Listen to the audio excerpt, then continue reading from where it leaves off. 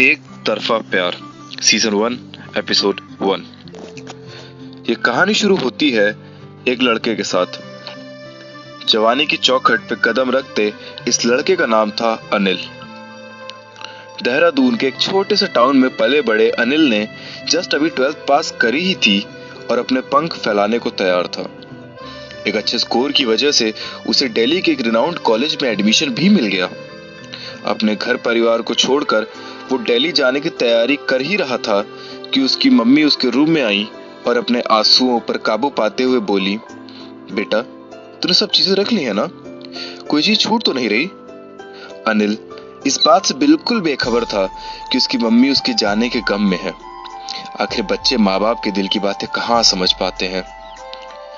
अनिल ने हंसते हुए जवाब दिया, अरे मम्मी आप टेंशन क्यों लेती हो, अब मैं बड़ा हो गया हूँ और अपना ध्यान भी रख सकता हूँ, आप परेशान मत हुआ करो।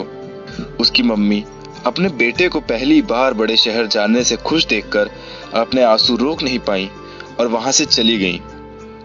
और इधर अनिल भी अपनी तैयारियों में मगन हो गया।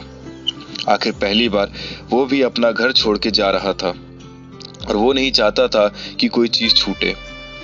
अपने बैग्स पैक करके उसने साइड में रखे और चेयर पे बैठा ही था कि उसके पापा उसके कमरे में आए और उसे बैठा देख के बोले, बेटा सब तैयारी हो गई क्या, कोई चीज छूट तो नहीं रही है ना।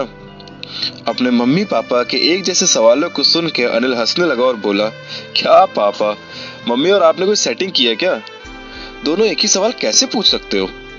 ये सुनकर अनिल के पापा हंसते हुए बोले, बेटा तेरी मम्मी बड़ी भोली है, मुझसे आके बोली कि तू कुछ ठीक से बताता ही नहीं है तो मैं खुद ही तुझसे पूछ लूं।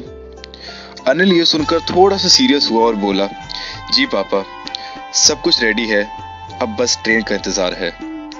ये सुनकर अनिल के पापा उसके पास आके बैठे और एक हनुमान चालीसा की छोटी सी किताब देते हुए बहुत गंभीरता से बोले, बेटे वहां हम लोग तेरा ध्यान रखने के लिए नहीं होंगे, इसलिए डेली एक बार हनुमान चालीसा जरूर पढ़ना ताकि वो हमेशा तेरी रक्षा करे। अनिल ने गंभीरता से हाँ में सर हिलाया और वो किताब अपने बैग में रख ली और इतने में उसके पापा भी वहां से चले गए। आखिरकार शाम हुई और ट्रेन का टाइम भी हो गया। अनिल ने स्टेशन प्लेटफॉर्म पे सबके पैर छुए और विदा ली।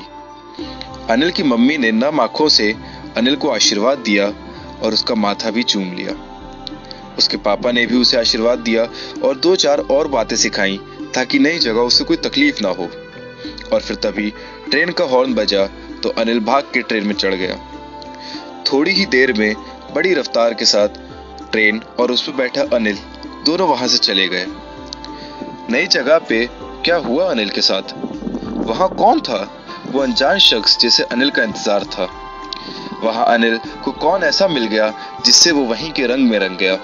जानने के लिए सुनिए अगला एपिसोड और मुस्कुराते रहिए क्योंकि आप सैम द राइटर्स ब्लॉग पे हैं और सुनते रहिए एक तरफा प्यार मेरे यानी राम के साथ। धन्यवाद।